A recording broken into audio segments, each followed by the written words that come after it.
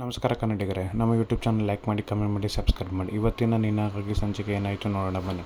ವಜ್ರೇಶ್ವರಿಗೆ ರಚನಾ ಮತ್ತು ಜೀವನ ಮದುವೆ ಆಗಿದೆ. ಸುಳ್ಳು ಮದುವೆ ವಿಷಯ ಗೊತ್ತಾಗಿದೆ.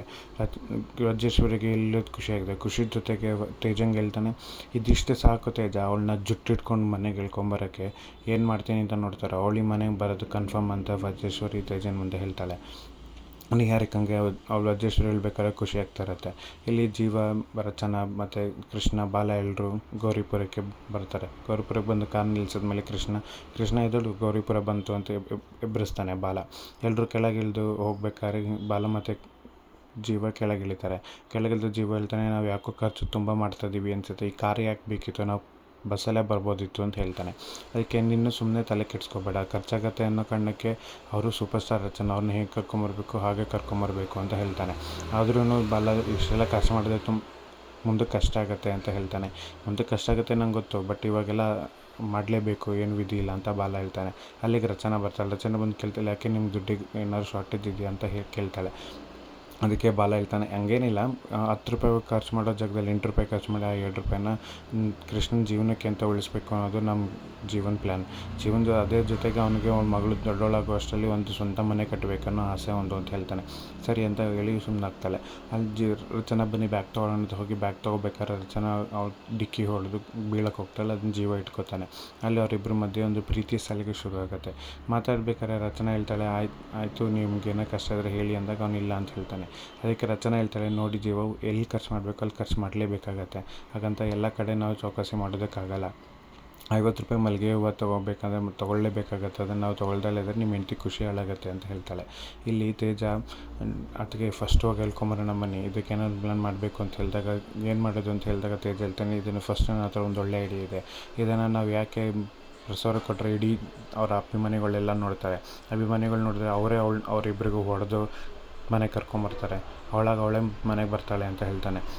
ತೇಜ, ನಿಂಗೇನು ಬುದ್ಧಿ ಇದೆಯಾ, ಇದರಿಂದ ನಮ್ಮ ರೆಪ್ಯುಟೇಷನ್ ಹಾಳಾಗುತ್ತೆ, ನಮ್ಮ ಮರ್ಯಾದೆ ಹಾಳಾಗುತ್ತೆ, ಅವಳನ್ನೇನೋ ಮನೆಗೆ ಕರ್ಕೊಂಬರ್ತೀವಿ, ಅದಾದಮೇಲೆ ನಮ್ಗೆ ಯಾವ ಫಿಲಮ್ ಅವರು ನಮಗೆ ಕಾಲ್ ಶೀಟ್ ಕೊಡೋಲ್ಲ, ನಮಗೆ ಫಿಲಮ್ ಅಂತ ಅವಳು ಹೀರೋಯಿನ್ ಅಂತ ತೊಗೊಳ್ಳಲ್ಲ, ಅವಾಗ ಏನು ಮಾಡ್ತೀಯ, ನಮ್ಮ ಉದ್ದೇಶ ಏನು, ಅವಳನ್ನ ಕರ್ಕೊಂಬಂದು ನಾವು ಆ್ಯಕ್ಟ್ ಮಾಡಬೇಕು, ಆ್ಯಕ್ಟ್ ಮಾಡಿ ನಾವು ದುಡ್ಡು ಮಾಡ್ಕೋಬೇಕು, ಅದು ನಮ್ಮ ಮುಖ್ಯ ಅಂತ ವಜ್ರೇಶ್ವರಿ ಹೇಳ್ತಾಳೆ. ನಿಹಾರಿಕಂಗೆ ಮೂತು ಕೊಟ್ಟು ಒಳ್ಳೆ ಕೆಲಸ ಮಾಡಿದೆ, ನಾನು ನಿನ್ನ ಮಾತು ಕೊಟ್ಟಂಗೆ ನಡೆಸ್ಕೊಡ್ತೀನಿ ಅಂತ ಹೇಳ್ತಾಳೆ ವಜ್ರೇಶ್ವರಿ. ಇಲ್ಲಿ ಯಾವಾಗಲೂ ಟ್ರಕ್ ಹತ್ರ ಬರ್ತದೆ, ಮೀಸೆ ಹತ್ರ ಬಂದು ಮನೆ ಹತ್ರಕ್ಕೆ ವಿಚಾರಿಸ್ತಾರೆ. ಅವರೆಲ್ಲ ಹೊರಗೆ ಹೋಗಿದ್ದಾರೆ ಅಂತ ಗೊತ್ತಾಗಿ ಯೋಚನೆ ಮಾಡಿದಾಗ ಅವ್ರಿಗೆ ಗೊತ್ತಾಗುತ್ತೆ, ಗೌರಿಪುರಕ್ಕೆ ನಾನು ಹೇಳ್ದಲ್ಲ ಅಲ್ಲೇ ಹೋಗಿದ್ದಾರೇನೋ ಅಂತ ಅನ್ಕೋತಾರೆ. ಇಲ್ಲಿ ಜೀವ ದೇವಸ್ಥಾನ ಮುಂದೆ ನಿಂತ್ಕೊಂಡು ಯೋಚನೆ ಮಾಡ್ತಾ ಇರ್ತಾನೆ. ಯೋಚನೆ ಮಾಡೋ ಜೊತೆಗೆ ಹೇಳ್ತಾನೆ, ನಾನಿಲ್ಲಿ ಫಸ್ಟು ಮಾಧುರಿ ಜೊತೆ ಬಂದಿದ್ದೆ ತಾಯಿ, ನೀನು ಇವಾಗ ಮತ್ತೆ ನನ್ನ ಇಲ್ಲಿಗೆ ಕರ್ಸ್ಕೊಂಡಿದ್ದೆ, ಯಾವ ಉದ್ದೇಶಕ್ಕೆ ಕರ್ಸ್ಕೊಂಡಿದ್ಯೋ ನನಗೆ ಗೊತ್ತಿಲ್ಲ, ಆದರೆ ಮಾಧುರಿಗೆ ಇಷ್ಟವಾದ ಜಾಗ ಇದು, ಅದೇ ಇಷ್ಟವಾದ ಜಾಗ ಇವ್ರಿಗೆ ಹೆಂಗೆ ಇಷ್ಟ ಆಯಿತು, ನಿನ್ನ ಆಸೆಯಂತೆ ನಿನ್ನ ಇದಕ್ಕಂತೆ ನಾನು ರಚನವ್ರಿಗೆ ನನ್ನ ಪ್ರೀತಿ ವಿಷಯನ ಹೇಳ್ತೀನಿ, ಹೇಳೋ ಜೊತೆ ಅವ್ರನ್ನ ಮದುವೆ ಆಗ್ತೀನಿ ಅಂತ ಜೀವ ಡಿಸೈಡ್ ಮಾಡ್ಕೋತಾನೆ.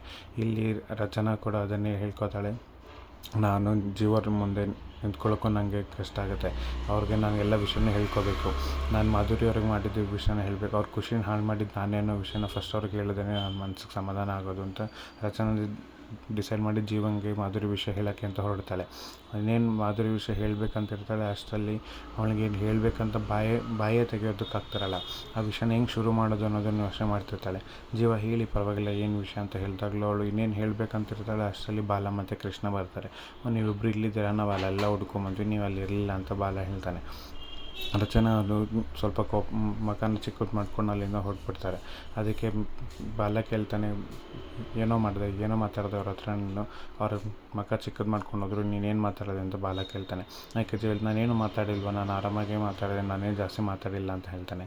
ಸರಿ ಆಯಿತು. ಬಾಲ ಹೇಳ್ತಾನೆ, ನೋಡು, ಮಾಧುರಿಗೂ ಗೌರಿಪುರ ಅಂದರೆ ಇಷ್ಟ, ಈ ತಾಯಿ ಅಂದರೆ ಇಷ್ಟ, ರಚನಂಗೂ ಗೌರಿಪುರ ಅಂದರೆ ಇಷ್ಟ, ಈ ತಾಯಿ ಅಂದರೆ ಇಷ್ಟ, ಯಾಕೆ ತಾಯಿ ಕರ್ಸ್ಕೊಂಡಿದ್ದಾಳೆ ಹೇಳು, ನೀನು ರಚನವನ್ನು ಮದುವೆ ಆಗಬೇಕು ಅನ್ನೋ ಕಾರಣಕ್ಕೆ ಕರ್ಸ್ಕೊಂಡಿರೋದು, ದಯವಿಟ್ಟು ಅವ್ರನ್ನ ಮದುವೆ ಆಗಿಬಿಡು, ಅದೇ ನಿನಗೆ ಒಳ್ಳೆ ದಾರಿ, ಅದೇ ನಮಗೆ ಆ ತಾಯಿ ತೋರಿಸಿರೋ ಸೂಚನೆ ಅಂತ ಅನ್ಕೊ ಅಂತ ಬಾಲ ಹೇಳ್ತಾನೆ.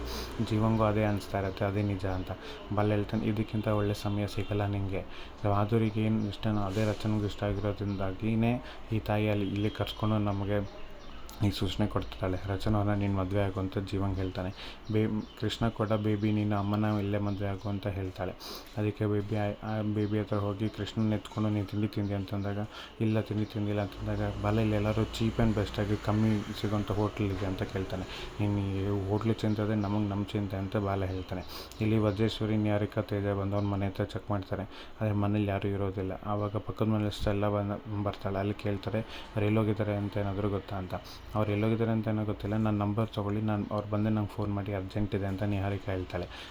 ಅಷ್ಟೆಲ್ಲನ ವಜ್ರೇಶ್ವರಿ ಕೇಳ್ತಾಳೆ ಅವ್ರು ಎಲ್ಲೋಗಿದ್ದಾರೆ ಅಂತ ಗೊತ್ತಾ ಅಂತ. ಅವಳು ಹೇಳ್ತಾಳೆ ಹೌದು ನಂಗೆ ಗೊತ್ತು, ಅವ್ರು ಹೋಗಿದ್ದಾರೆ. ಎಲ್ಲೋಗಿದ್ದಾರೆ ಅಂದ್ರೆ ಅವರು ಗೋವಾ ಟ್ರಿಪ್ಗೆ ಹೋಗಿದ್ದಾರೆ ಅಂತ ಹೇಳ್ತಾಳೆ.